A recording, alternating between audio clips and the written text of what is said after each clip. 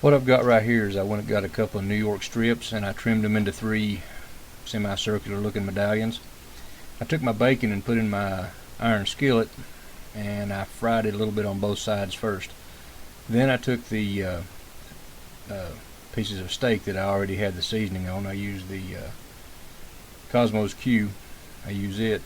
So I had them seasoned up, and then I took the bacon and wrapped it around there, rolled it in there. I'm going to make a video probably tomorrow night, being Friday. I always cook or grill on Friday nights. I'm going to make the video showing how I done these. It's not going to be these, they're long gone, but I'm going to make another set of them.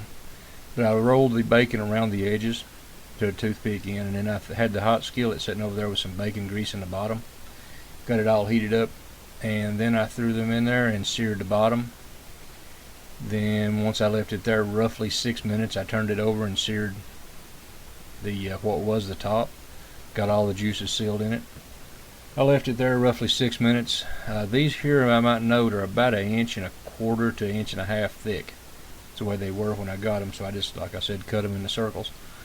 Once I got that done, I threw them in another iron skillet with a little butter and stuff, and I threw them in the oven and let them stay for a little less than 10 minutes. We got the oven, by the way, was set on 350. Once I got them out, why, you see the results right here. I took them out of the pan and laid them straight on this dish. So, like I said, look for a video on YouTube I'm going to put on there tomorrow night.